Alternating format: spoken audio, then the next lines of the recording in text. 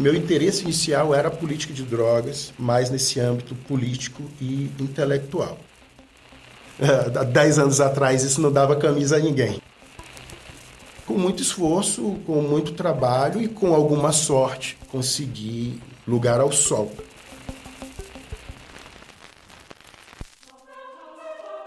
That marijuana is probably the most dangerous drug in the United States. E eu acho que as campanhas antidrogas são muito ineficientes. Regulação de um mercado que já existe. Regulação. Trata de ver se o caso da maconha pode ser regulada ao invés de ser simplesmente proibida. Herb is a plant. I mean, herbs are good for everything. Gilberto Gil declarou que, entre aspas, gostava da maconha.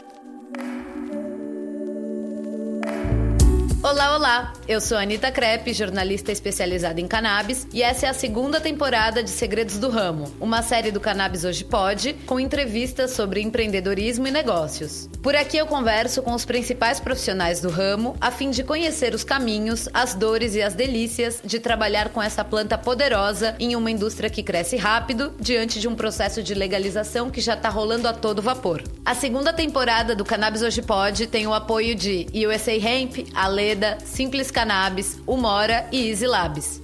Essas são empresas que reconhecem o valor da comunicação responsável e do jornalismo de qualidade para promover o crescimento do setor com informação e normalização do que um dia foi tabu. Gostou? Então fica aqui que eu já volto.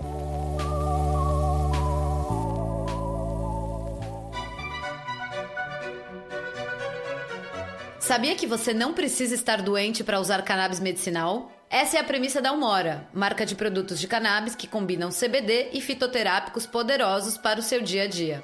A marca tem produtos para aumentar a libido, diminuir a TPM e as dores musculares, melhorar o sono e manter a imunidade lá em cima. Tudo com nanotecnologia vinda da Califórnia.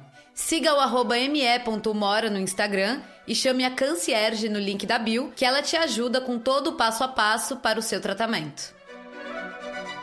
Falar em direito aplicado ao cannabis é impossível sem falar do meu convidado de hoje, e vice-versa.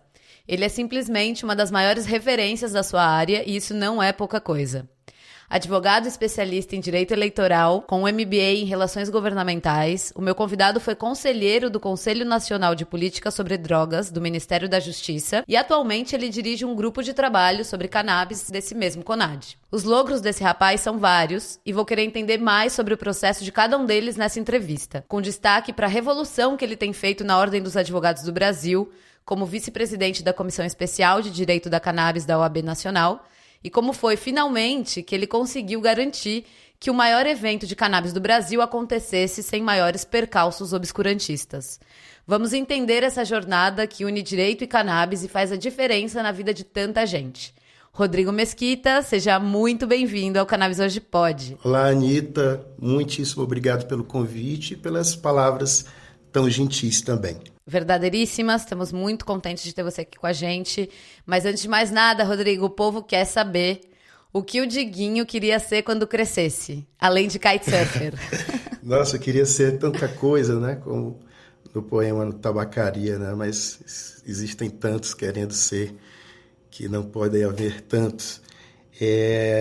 E acabei indo para a advocacia muito por acabar entendendo o que eu realmente sou, o que eu realmente queria, e não o que as outras pessoas queriam que eu fosse. E isso acabou me tomando na própria advocacia. Depois que eu entendi que eu queria ser advogado, busquei entender que tipo de advogado eu queria ser, né?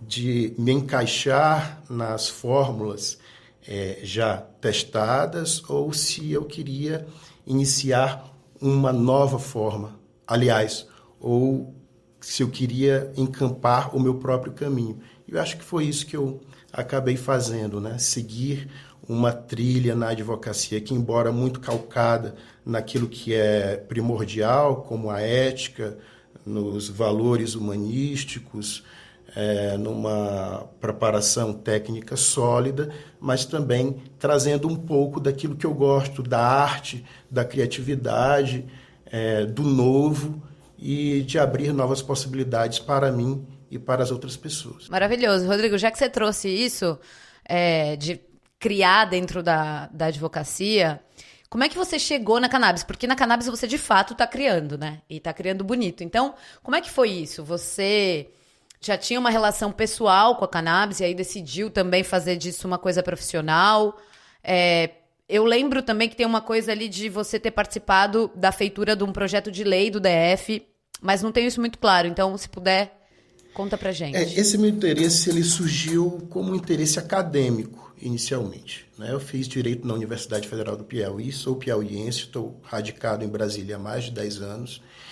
E quando eu tive que decidir pelo tema da minha monografia, o meu orientador de então, grande pensador, professor Nelson Nery Costa, faço questão de citá-lo porque ele foi meu primeiro grande incentivador.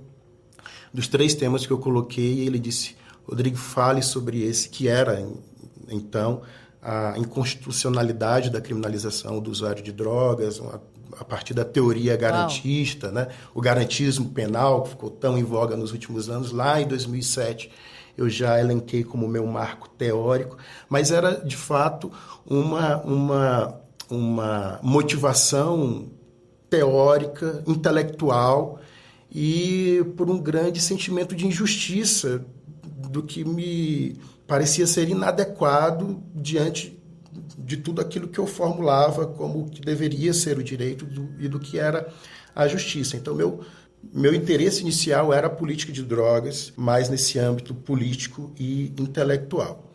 Passado o tempo, vim para Brasília, passei a advogar no escritório do César Brito, ex-presidente da OAB Nacional, que tinha uma pegada de uma advocacia de alto perfil. Eu ficava responsável especificamente pelos processos do STF, mas tinha uma veia de direitos humanos muito forte também no escritório.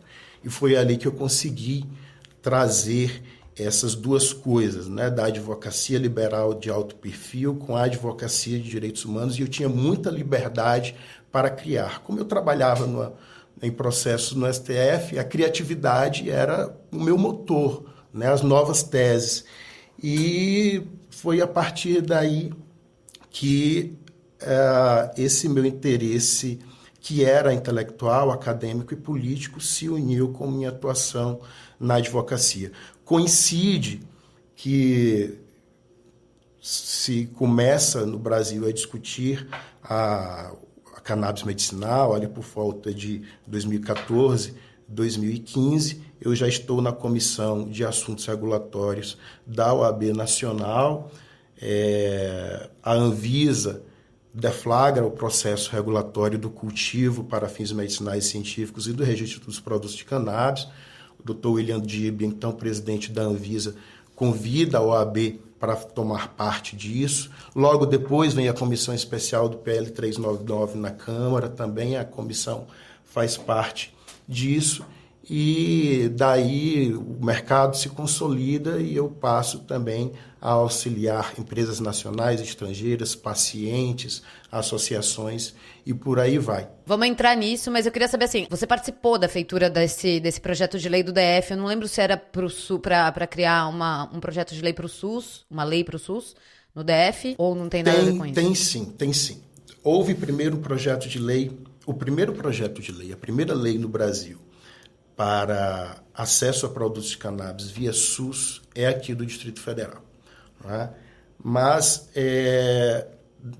acontece que o PL 399 não segue em frente, a Anvisa arquiva o procedimento do cultivo de cannabis para fins medicinais e científicos, alegadamente por não haver competência para tanto, e em conversa com alguns amigos, o Mauro Scheiben, mais especificamente, que é uma grande referência do direito da cannabis, da política de drogas nacional, a gente conversando, e ele chama a atenção, olha, se aqui a gente está falando de saúde e de ciência, tecnologia e inovação, e essas são competências que a Constituição diz que são partilhadas entre a União e os Estados, e a União não regulamenta, os Estados podem regulamentar até que sobrevenha uma regulamentação em nível nacional.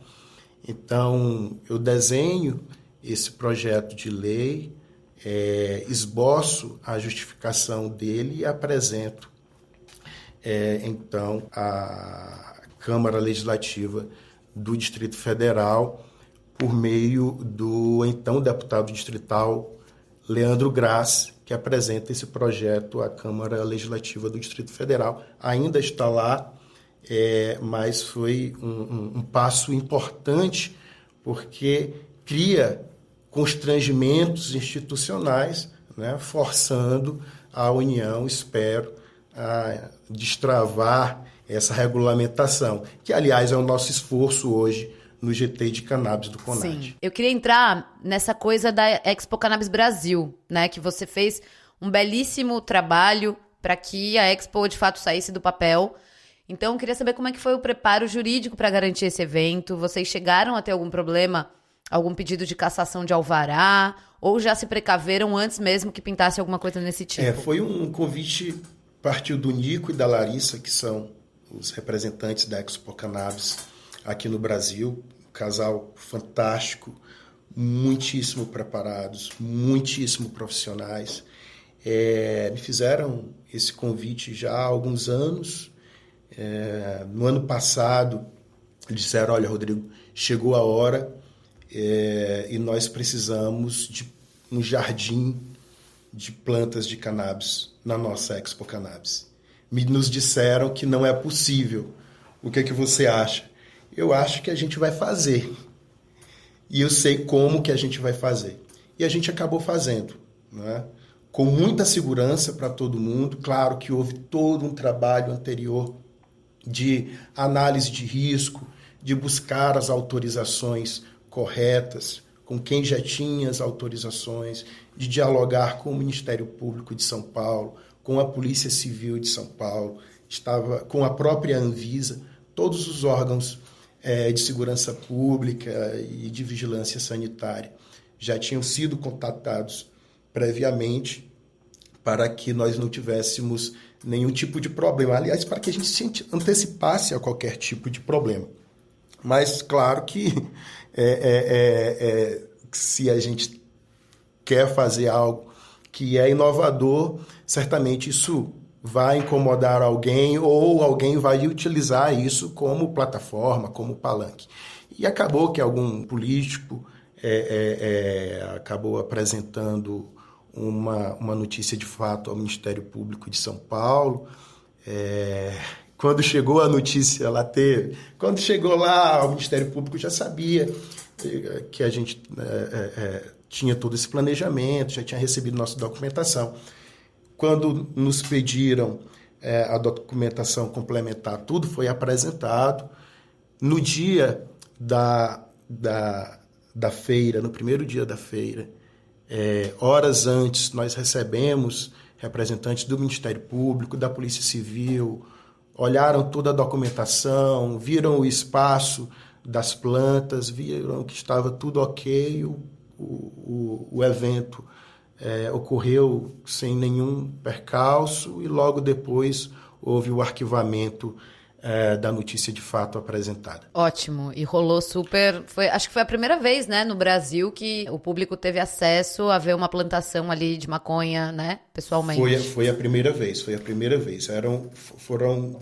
Acabaram sendo 2 jardins, um de uma associação e o outro de uma empresa. Do Clube Brasileiro de Fitoterapia Canábica, isso, não? E o outro de uma empresa, da Adua Cannabis, que foi, aliás, também foi um dos resultados nossos, tocado por nós também. Com certeza, e também vamos falar sobre isso. A gente tem visto eventos que são impedidos de acontecer, né? Como a We Expo em Campinas, que no ano passado foi cancelada por conta de forças obscurantistas. Então eu quero saber 2 coisas. Se você tem recebido mais propostas para cuidado jurídico desse tipo de evento no Brasil. E queria, se você puder, dar alguma dica para a organização desses eventos ou para as respectivas equipes jurídicas sobre como proceder para garantir que se consiga botar esses blocos na rua. Anitta, o avanço que nós temos experimentado nos últimos anos nos enche de esperança, né? E de alegria, e todo mundo quer participar disso. Mas às vezes as pessoas apenas observam a ponta do iceberg, só o show, esquecem do backstage, e que é onde tudo acontece. Então, se você não tiver um planejamento muito bem desenhado e, sobretudo, bem executado, na hora que você abrir as cortinas, o seu show pode ser um fiasco, não é? Claro que isso muitas vezes está impactado por forças que estão além do nosso controle, mas é justamente em razão do imponderável que medidas como essa, que ações como essa de maior vanguarda precisam ser muito bem pensadas e planejadas e, sobretudo, dialogadas.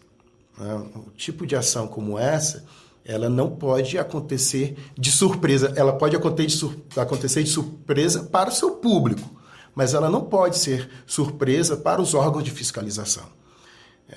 Também cuidar da comunicação, a maneira como você coloca isso para fora é muito importante, né? Tanto para cuidar do seu próprio evento, como para você não amesquinhar a própria discussão que está sendo feita, né? É algo sério aquilo que nós estamos fazendo, né? Então, saber como lidar com a comunicação também é muito importante. Eu tenho ciência desses eventos que foram frustrados, né? Me solidarizo com os organizadores, sei como isso é difícil, né? Já tive eventos frustrados também, não de cannabis, né? Mas de outras coisas que já fiz na vida. Sei como isso é frustrante, mas planejar, executar, dialogar e comunicar é muito importante. Sim, outros eventos que aconteceram desde então já nos procuraram, nós já demos consultorias pontuais e, aliás, essa é uma área bem interessante, né? Que é de compliance de eventos de cannabis, que é uma também a qual nós temos nos dedicado, sendo nosso carro-chefe hoje aqui a assessoria da Expo Cannabis Brasil. Maravilhoso. E você aí seguindo nessa criatividade, espalhando a sua criatividade pelo Brasil. Agora eu quero entender como é que foi essa atuação sua na ADWA, né, para conseguir o direito, se não me engano também, um direito inédito, de cultivar cannabis em território nacional enquanto empresa. Qual foi o caminho, qual foi a tese? Eu fui diretor jurídico da ADWA, né, lá em 2019, conheci o empreendimento, achei fantástica a ideia e me pareceu que era um caso que poderia ser muito bem trabalhado como litígio estratégico, né? Que é uma categoria específica de demanda judicial, onde não apenas a tese jurídica é inovadora, mas a própria parte, né, a pessoa que você representa, tem características singulares que ampliam as possibilidades de êxito.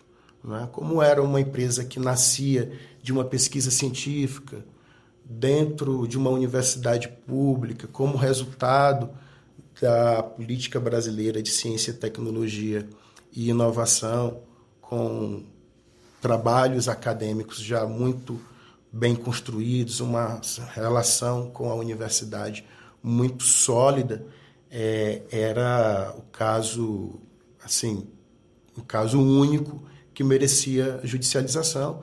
Nós levamos, então, à Justiça Federal e tivemos êxito aí pleno na autorização do cultivo e autorização também para registrar as variedades de cannabis desenvolvidas a partir desse cultivo autorizado. É a única empresa no Brasil, tem associações, mas é a única empresa no Brasil propriamente autorizada a cultivar cannabis para fins científicos. E, Rodrigo, a gente vê você atuando em diversas frentes, né, dentro da cannabis, sempre muito ativo na discussão também, no Brasil todo. Então, conta pra gente com que você atua hoje, né? Então, São empresas, associações, eventos, pessoas físicas. E para onde você está dirigindo a sua carreira também? Anita, no início era sobretudo prover acesso a direitos de consumo, como a gente diz aqui na teoria do direito, né, do direito econômico. Pessoas que precisam acessar tratamentos e nos buscavam para assessorar, para auxiliar e para demandar judicialmente, né? Sobretudo por meio dos habeas corpus, que não são propriamente autorizações para realizar uma atividade regulada, mas que impedem que essas pessoas sejam presas, porque afinal elas estão sendo obrigadas a cultivar cannabis para cuidar da própria saúde, porque nossa regulação hoje é muito deficiente e essas pessoas não conseguem acesso pleno aos seus tratamentos. Com o estabelecimento maior do mercado, empresas passaram a nos procurar também, não só para aquilo que já está reconhecido, né, na legislação, como registro dos produtos, mas empresas também que diziam, olha, nós queremos explorar esse mercado, nós somos empresas brasileiras ou que queremos atuar no mercado brasileiro, gerando divisas, gerando receita, criando empregos, desenvolvendo tecnologia nacional. Por que nós não podemos cultivar uma planta que vai gerar insumos para produtos lícitos em um ambiente climático tão propício como esse do Brasil? Ideal. Por que nós não podemos fazer isso? Não é? Então, passaram muitas empresas, associações também, né, interessadas a cultivar para seus pacientes. Então, isso acabou mudando, transformando ou complexificando o perfil dos nossos clientes. Então, hoje nós temos empresas nacionais, empresas estrangeiras, associações, pesquisadores, agentes públicos também, que nos procuram para consultoria, para desenhar licitação de produtos de cannabis. Então, a própria transformação do mercado foi mudando o perfil dos nossos clientes. Então, hoje ele é muito diversificado, mas cada vez mais ocupado por empresas, entre elas empresas que exploram serviços auxiliares, né? como empresas de comunicação que realizam feiras, a exemplo da Expo Cannabis, né? Então, nosso escritório hoje tem uma carteira bastante plural, atendendo todos os agentes desse setor. E é 100% cannabis? Olha, o meu escritório, a minha atuação é anterior à discussão sobre cannabis. Eu sou advogado de direito público no geral. Assim, como você falou no início, minha especialização é em direito eleitoral. Essa minha vinculação com o mundo da política sempre foi muito importante para a discussão sobre cannabis, porque, enfim, é uma discussão política. No final das contas, nós construímos tecnologia jurídica e você constrói tecnologia jurídica ou demandando no judiciário, caso a caso, ou você fazendo a disputa política no Congresso Nacional ou nas agências reguladoras para criar novas normas gerais, não é?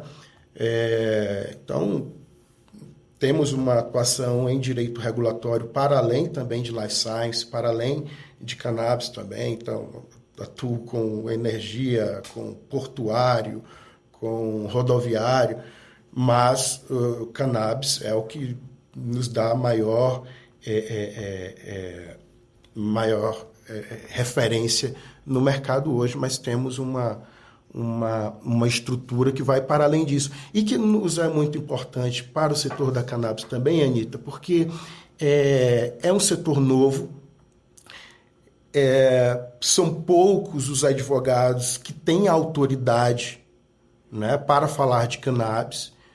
Tem diversos competentíssimos, né, vários já passaram aqui pelo seu podcast, mas aqui no escritório nós temos também esse perfil mais tradicional da advocacia, ou seja, nós aliamos a autoridade social no setor, porém trazendo também uma estrutura de escritório de advocacia robusto, né, que outros escritórios de advocacia tradicional interessados no setor da cannabis possuem, porém não possuem a autoridade. Né? Então, aqui acho que nós conseguimos trazer as duas coisas, a estrutura do escritório de advocacia mais tradicional com a autoridade nesse novo setor da cannabis. A autoridade não só perante os outros escritórios de advocacia, mas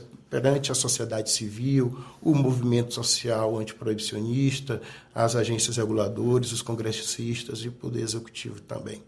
Depois de muito tempo, né? Depois de muito tempo. Há 10 anos atrás isso não dava camisa a ninguém. Mas hoje, assim, eu espero que você tenha noção do quão importante é o seu trabalho para cannabis no Brasil e de como isso já está claro para todo mundo, mas conforme o tempo vai passando, fica ainda mais claro e realmente, assim, você é uma referência. Estou muito contente de ter você aqui, mas agora a gente vai para uma pausa rapidinho e já já a gente volta. O canabidiol Easy Labs, fabricado pela Easy Labs Pharma, acaba de ser homologado em licitação do governo de São Paulo para fornecimento pelo SUS. O produto fabricado pela farmacêutica conquistou a primeira posição no pregão eletrônico. Esse, aliás, é o maior programa mundial de distribuição de produtos à base de cannabis através do Sistema Público de Saúde. Gustavo Palhares, CEO da Easy Labs, atribui o êxito ao caráter competitivo da proposta da empresa, que apresentou o menor preço entre os concorrentes. O contrato fechado pode atingir o valor de 105 milhões de reais. A missão da empresa é tornar o tratamento com cannabis acessível a todos. A disponibilização do tratamento pelo SUS resultará em uma economia de até 486 milhões de reais aos cofres públicos. Esse modelo de licitação bem-sucedido pode ser replicado em outros estados do país. Para saber mais, acesse easylabspharma.com.br. Opa, estamos de volta aqui com essa conversa maravilhosa com o grandíssimo Rodrigo Mesquita. Você tem organizado eventos anuais na OAB, denominados Congresso Brasileiro do Direito da Cannabis Medicinal. Então conta pra gente o que está por trás dessa ideia, como é que foi que surgiu esse congresso super importante que move as estruturas de Brasília. Anitta, em 2019, quando a Anvisa envia uma consulta dirigida para a OAB opinar sobre o processo regulatório, isso foi de imediato encampado pela Comissão de Assuntos Regulatórios, da qual eu fazia parte. Não é? O presidente, então, Daniel Maciel, grande advogado de direito regulatório, grande amigo também, abraçou a causa. O presidente da OAB, de então, era o Felipe Santa Cruz. Nós fizemos, então, um parecer conjunto com a Comissão de Direito Médico da Saúde. A presidente era a doutora Sandra Dino, advogada, trabalha com direito da saúde. Fizemos, então, um parecer opinando pela legalidade do processo regulatório da Anvisa e chamando a atenção da OAB para a importância desse tema em razão do grande impacto que ele tinha sobre a vida de diversas pessoas. A OAB é uma entidade de classe, mas também que tem uma legitimidade da própria Constituição para tratar de interesses da própria sociedade brasileira. Né? Nós, então, fizemos esse parecer que opinava pela legalidade, como eu falei, mas também que chamava a atenção do próprio Conselho Federal para a importância do Conselho Federal se engajar também nessa discussão. Antes desse tema, dessa nossa proposta ser discutida no plenário da Casa, nós imaginamos que seria necessário um evento específico para que o tema fosse pautado antes, para que o plenário não fosse discutir aquilo, embora o voto do relator, né, o conselheiro Alex Sarquis, fosse muito bom, muito denso, era importante que os conselheiros também tomassem pé da situação desde antes, não apenas lá quando da votação. Foi então que nós apresentamos a proposta ao presidente Felipe Santa Cruz de realizar o evento. Fizemos um evento fantástico aqui na sede da OAB Nacional, com presença massiva de políticos, né, dos 3 poderes da República, de associações de pacientes, de advogados e advogadas da causa.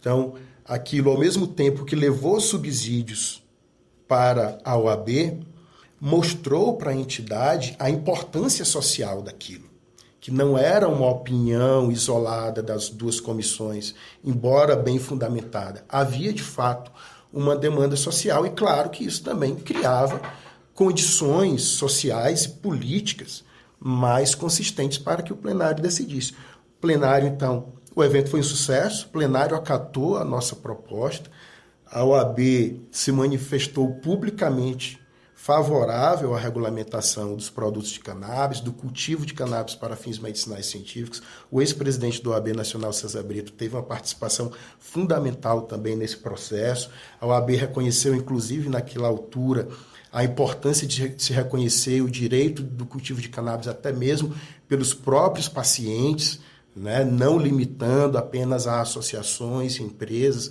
mas também o direito dos próprios pacientes. Isso foi algo de muita vanguarda.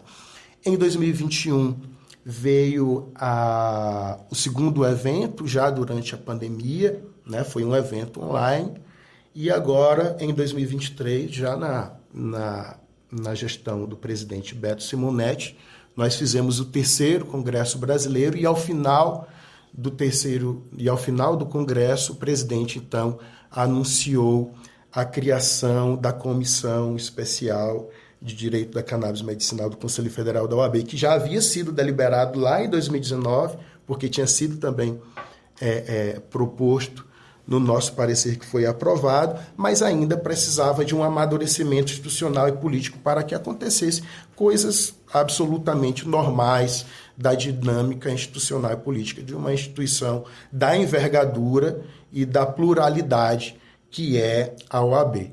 Certo que isso aconteceu e nós estamos aí já engatilhados para o 4º Congresso Brasileiro, que esperamos será agora em maio de 2024.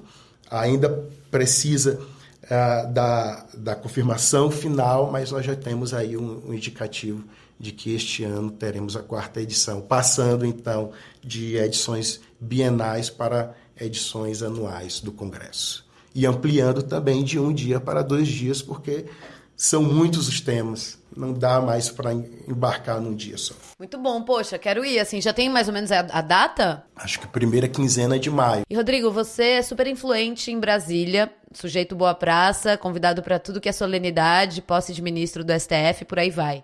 Imagino que todo mundo sabe do seu envolvimento com a causa canábica, né? Então, como é que os seus pares veem isso?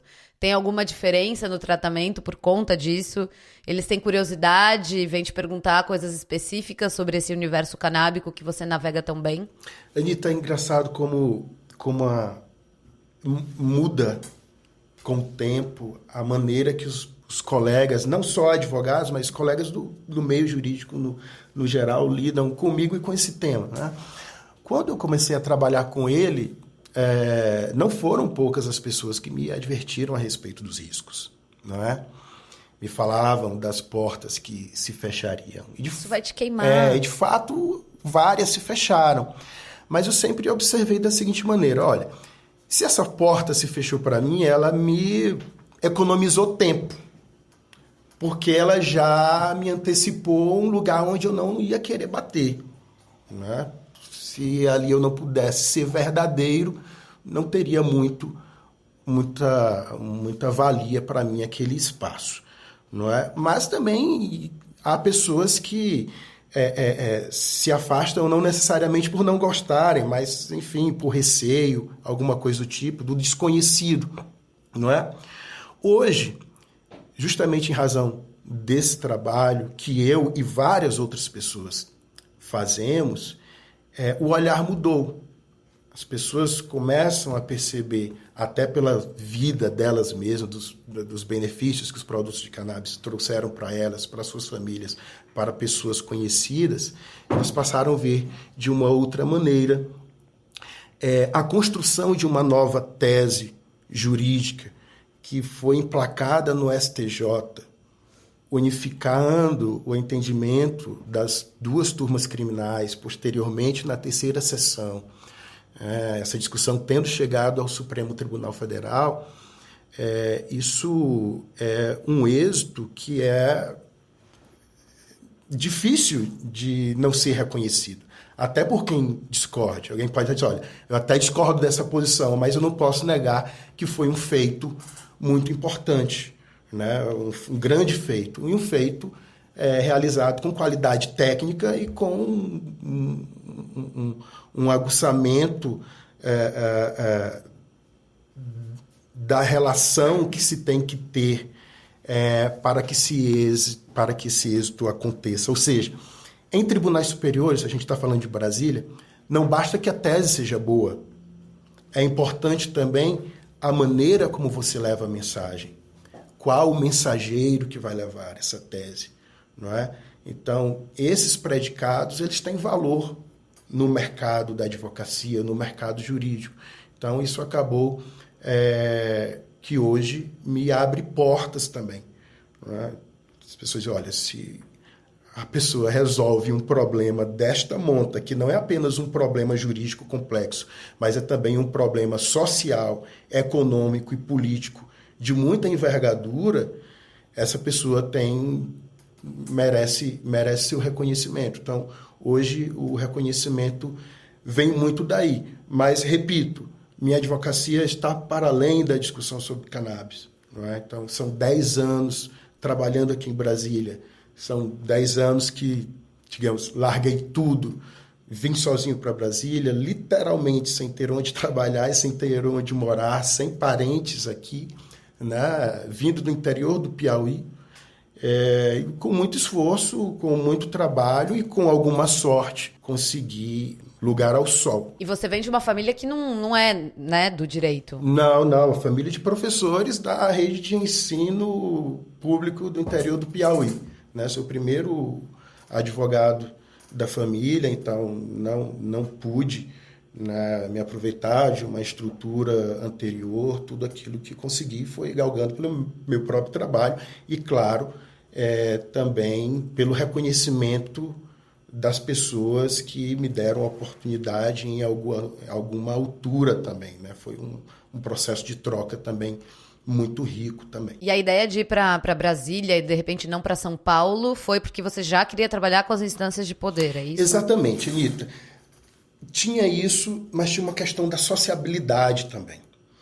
Em Brasília, eu acredito que até em razão do desenho urbanístico da cidade, você consegue acessar os espaços de sociabilidade, os espaços de poder com maior facilidade do que São Paulo, por exemplo. Né? O mundo político, os estamentos me parecem mais porosos do que a classe, né? Do que as barreiras econômicas. As barreiras políticas, elas são mais flácidas do que as barreiras econômicas. Então, como eu já vinha muito para Brasília, atuando num grande escritório de advocacia eleitoral no Piauí, comecei a perceber isso, né, que havia essa resposta ao meu trabalho. E era algo que eu gostava de fazer. As grandes discussões jurídicas, elas fatalmente chegarão aos tribunais superiores. Os tribunais superiores estão aqui. E eu vim, então, em 2013, fiz uma sustentação no CAD, era uma coisa totalmente diferente, até do direito eleitoral, era uma questão de direito econômico, de cartéis. Fiz uma sustentação oral que foi super bem recebida. Voltei para Brasília, conversei, então, com o meu chefe, de então, Norberto Campelo, um grande advogado. Disse, Norberto, estou indo para Brasília. Ele disse, olha, não posso fazer nada, apenas de lamentar porque você está nos deixando, mas também torcendo muito por você. Depois ele veio para Brasília, foi conselheiro do Conselho Nacional de Justiça, me chamou para ser chefe de gabinete dele, passei 2 anos como chefe de gabinete dele. Foi o período que passei afastado da advocacia, conhecendo o outro lado do balcão. Isso foi muito importante também para atuar e para ter o reconhecimento dos outros atores institucionais aqui. E, Rodrigo, para os jovens advogados que estão ouvindo a gente agora e têm vontade de começar a atuar com cannabis, mas ainda tem muitas dúvidas sobre, Conta pra gente qual a importância, primeiro, né, do direito na causa canábica e depois qual é, na sua opinião, a melhor forma de começar. Anitta, como qualquer área, estudo, muita dedicação. Conhecer sobre cannabis, claro, importantíssimo. Você tem que saber sobre o direito, você tem que ter uma formação jurídica sólida. Para discutir criação de direito, a sua formação tem que ser mais sólida ainda, porque você não pode estar limitado ao direito posto. Você tem que saber criar o direito. E para criar o direito, você vai ter que ter uma base filosófica forte, você vai ter que ter uma base sociológica forte, uma discussão sobre teoria do Estado, sobre ciência política muito consistente para que você tenha uma imaginação jurídica, não é? Isso é muito importante. Muito bom isso. Não é, parece lugar comum, mas é assim que é. Você não consegue vislumbrar o novo se você não conhece as razões de ser do status quo. Se você apenas lê a superfície, você não conhece as estruturas de como essa superfície se constrói, se deu, você não vai ter uma imaginação de outras possibilidades. Então, você não vai ter como criar. Então, assim, ter formação sólida é importante. E não importa se você não teve essa formação sólida na universidade, tem a partir de agora. Daqui a um ano, você será diferente da pessoa que você é hoje. Ética. Trabalhar de maneira ética, porque é assim que você vai ser reconhecido pelas outras pessoas e é assim que seu trabalho vai ter abertura. Não apenas com clientes, mas com as pessoas que você tem que convencer e perseverar, né? A advocacia, quando eu comecei há 10 anos, já era difícil. Já era muito difícil para um garoto do interior do Piauí, filho de professores, né? Hoje é mais difícil ainda. Mas é possível. Precisa de uma dose de sorte. Com ela, sobre ela você não tem controle, mas você pode ajudar a sorte. Como? Estando preparado. Quando ela chegar, você mostrar a que veio. Então é isso. Estudar direito, estudar as disciplinas propedêuticas, saber do que está acontecendo e conhecer o setor. Você não pode se dedicar a um setor sem conhecer muito bem ele, sem conhecer os players, porque você pode acabar se enredando em situações para as quais você não tá preparado e acabar se expondo até mesmo ao ridículo, né? O que é muito próprio da juventude. Eu já me expus ao ridículo em diversas outras situações, na cannabis ou não, mas conhecer bem o setor, conhecer os players, conhecer as pessoas, respeitar quem veio antes, né? Mas ter muita consciência também da sua capacidade, é isso que vale.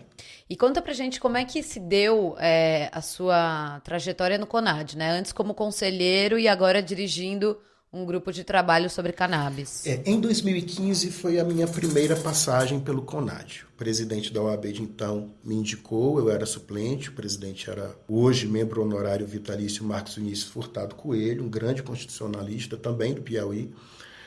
E agora, mais recentemente, com uma recomposição da participação da sociedade civil no CONAD, a OAB voltou a ter cadeira cativa, não é? O presidente Beto Simonetti, então, me honrou com a indicação agora como titular da OAB. A Bárbara, minha colega queridíssima, é a suplente. E logo na primeira reunião, a secretária Marta Machado, secretária nacional de política sobre drogas, então, propôs a criação de um GT de regulamentação da cannabis. E eu me voluntariei, e assim que eu me voluntariei para a relatoria, de imediato todos os demais conselheiros, colegas conselheiros e conselheiras do CONAD ratificaram, apoiaram a minha candidatura a relator, e a coordenação do grupo de trabalho ficou com a Sociedade Brasileira para o Progresso da Ciência, que tem como titular a professora Andréa Galassi e como suplente meu colega advogado Diogo Bussi, né? Então, eles estão aí junto conosco também nesse grupo de trabalho de regulamentação da cannabis. E o que se discute nesse grupo de trabalho, em que pé que está e até onde pode chegar? Anitta, nós temos um cronograma já aprovado de eventos que se inicia agora em março e vai até junho. Nós temos 5 audiências públicas, onde nós ouviremos diferentes setores do campo da política de drogas, né? Empresas do campo da política de drogas, mas voltado aqui, recortado para cannabis, né? Medicinal e científico. Ouviremos empresas, ouviremos associações, organizações da sociedade civil, inclusive as próprias entidades com representação no CONAD, conselhos profissionais, órgãos de governo, de Estado, participem ou não do CONAD para que a gente possa apresentar uma proposta o mais acabada possível. Realizaremos também 3 seminários aglutinados no dia 25 de abril na Unicamp, com a presença de especialistas, inclusive especialistas estrangeiros, trazendo experiência de outros países para subsidiar o nosso relatório a ser apresentado em junho ao plenário ao GT, para então ser submetido ao plenário do CONAD. A nossa ideia é apresentar, desde logo, uma proposta de regulamentação do parágrafo único do artigo 2º da Lei de Drogas. Que bicho é esse? É justamente o dispositivo legal que já garante, pelo menos desde 2006, o direito de cultivar cannabis para fins medicinais e científicos. Ninguém está inventando nada, ninguém está legalizando nada. A proposta é regulamentar aquilo que o Congresso Nacional já aprovou, que é o direito de se cultivar cannabis para fins medicinais e científicos no Brasil. Olha só, não estava ligada nessa. Eu estava até achando que a história que está parada no STJ sobre isso tem a ver uma coisa com a outra? Tem a ver. Isso que nós já temos com o direito, porém ainda não regulamentado, é o que justifica a demanda judicial. É por isso que há uma grande judicialização, porque há o direito, mas não há a regulamentação dele. O que é a regulamentação? Dizer como se executa, como se exerce esse direito, né? Há uma omissão regulatória por parte da União, do governo federal, digamos assim, né? É o que as pessoas e as empresas têm demandado no judiciário. Há, então, no STJ, desde março do ano passado, um processo específico, que é chamado, né, no direito de incidente de assunção de competência. O que é isso? É um processo específico que vai resolver uma causa de grande impacto. Tá? O tribunal disse, olha, tem muitos processos a respeito desse tema. Mas não é especificamente em razão do grande número de processos, que aí seria um outro instrumento, mas é, sobretudo, em razão do grande impacto social, político e econômico que há nessa discussão especificamente sobre cannabis. A União deve ou não deve regulamentar? É isso que o STJ vai decidir. Caso o presidente da República não encampe a proposta que nós apresentaremos de regulamentação, muito provavelmente, imagino, a União será condenada a regulamentar. Então, na pior das hipóteses, nós já teremos um produto muito bem acabado, muito bem dialogado, muito bem mediado, para que a União, caso queira, aproveite para, então, dar cumprimento a essa decisão judicial. Uau, e isso deve acontecer, a gente deve ter novidades a respeito dessa matéria de cultivo, quando?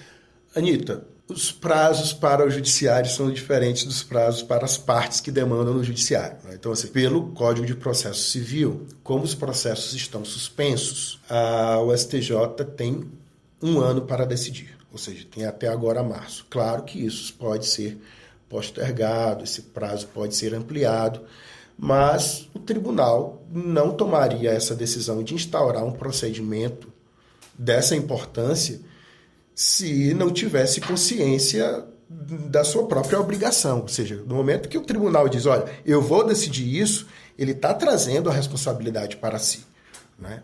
Quem vai decidir isso é a primeira sessão do STJ, que é formada por ministros e ministras muitíssimo competentes em matéria regulatória e muitíssimo conscientes do seu papel, né? Tanto que instauraram o procedimento. Então, acredito que neste ano ainda, se não agora em março, mas certamente este ano, o tribunal vai se debruçar sobre essa questão. Até porque a sociedade civil e as empresas, né, o setor produtivo, estão pressionando. Tem vários pedidos, várias participações de amici curiae nesse processo, levando elementos muito complexos e muito valiosos para a tomada de decisão pelo tribunal.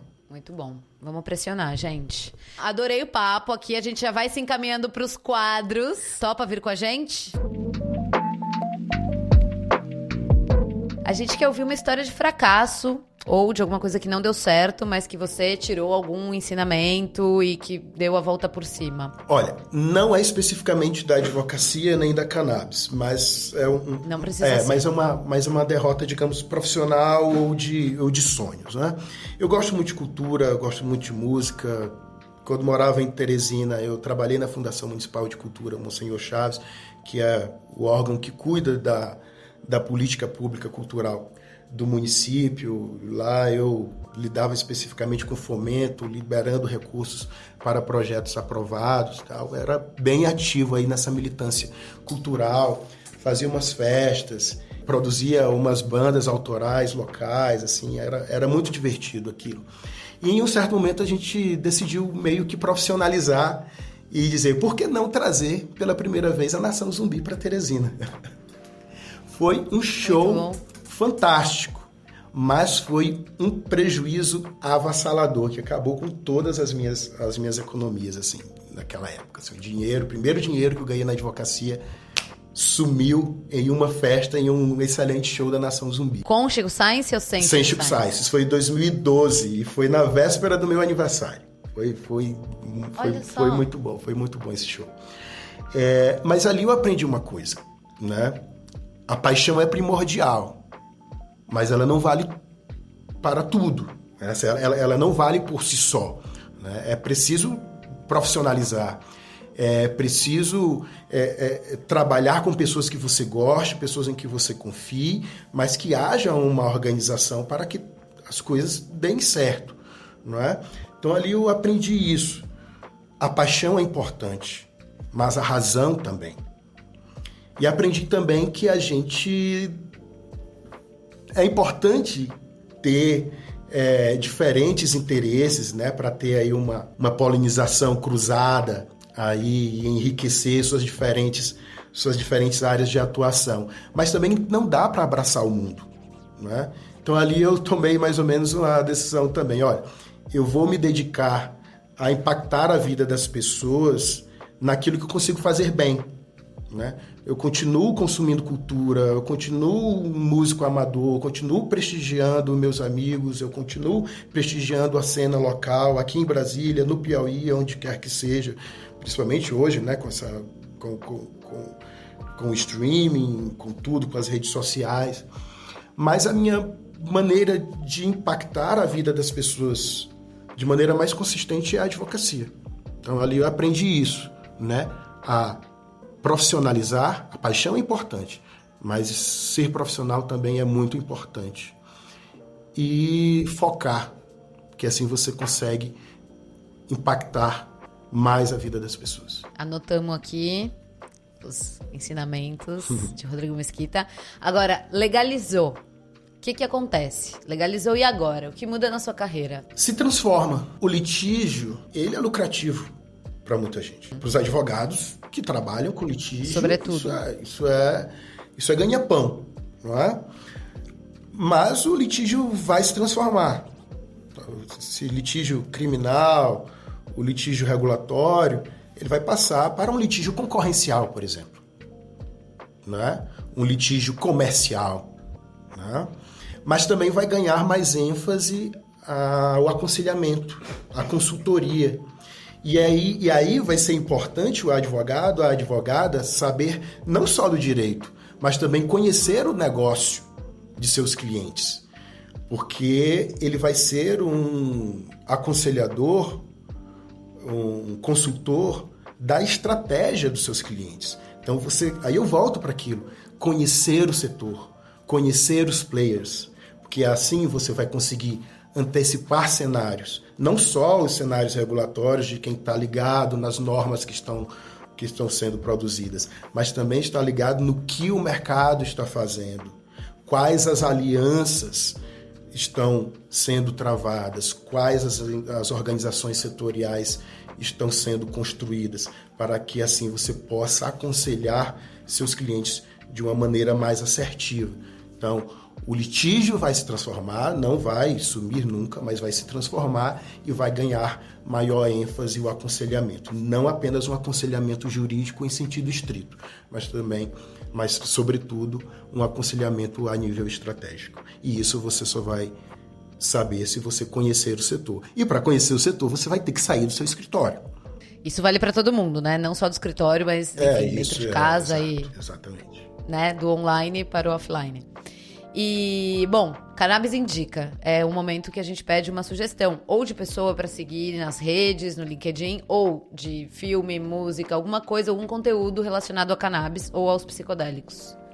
Anitta, eu tenho uma indicação que não é porque eu fiz a apresentação do livro, mas é porque, de fato, é um trabalho muito bem acabado, que é o livro Políticas Fiscais sobre o Mercado de Cannabis Sativa Lineu, que é o resultado da dissertação no mestrado em Direito da Unicinos, do meu grande amigo, advogado de mão cheia, Felipe Cholante, né? A gente dialogou muito quando ele estava desenhando o projeto de pesquisa.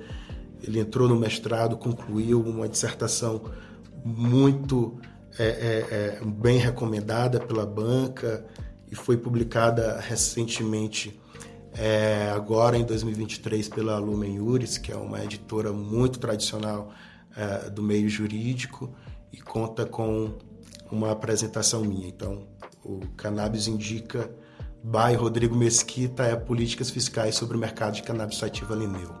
Bom, e com isso a gente, então, encerra essa entrevista que eu adorei. Mas antes, calma, eu já tava quase me esquecendo. Deixa o seu contato pra gente, Rodrigo, pra quem quiser te encontrar nas redes, onde quer que você esteja, como faz? Olha, LinkedIn, Rodrigo Mesquita. Twitter e Instagram, RM Mesquita. Quando eu não estou postando foto de cachorro, ou de bebê, ou memes, ou críticas políticas contundentes, estou falando de cannabis, eventualmente. Mas também, por meio desses canais, pode entrar em contato para tirar dúvida, para contribuir, para parceria, para convites.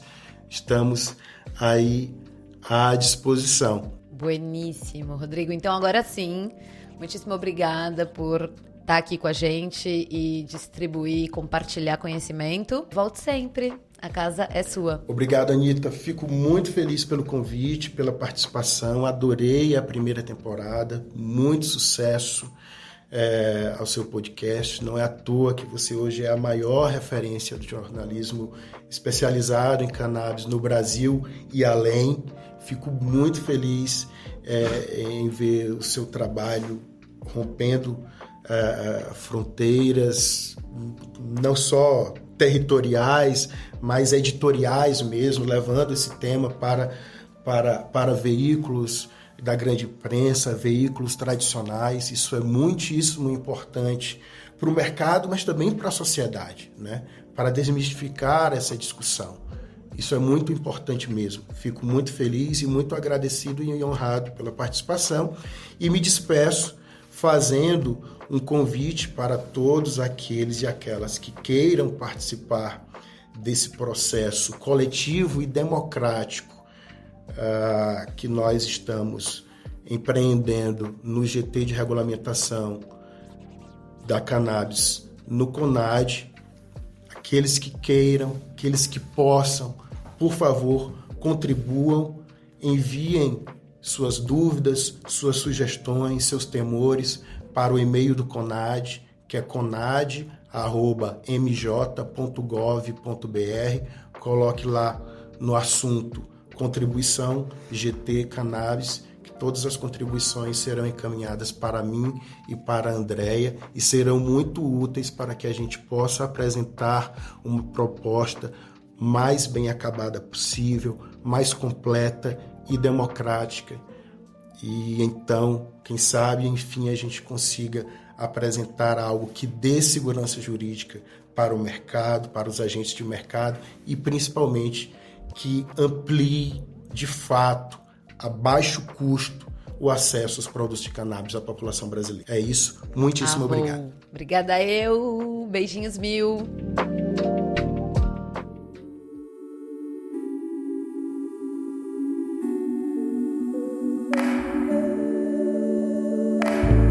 Graças a você que ficou com a gente até aqui, sinal de que curtiu o papo. Então, que tal compartilhar esse episódio nas suas redes e nos seus grupos de WhatsApp? Bora contar pra todo mundo que a indústria da cannabis já é uma realidade e avisar pra quem quiser participar dela que a hora é agora. Se quiser se comunicar comigo, é só escrever pra cannabishoje@gmail.com.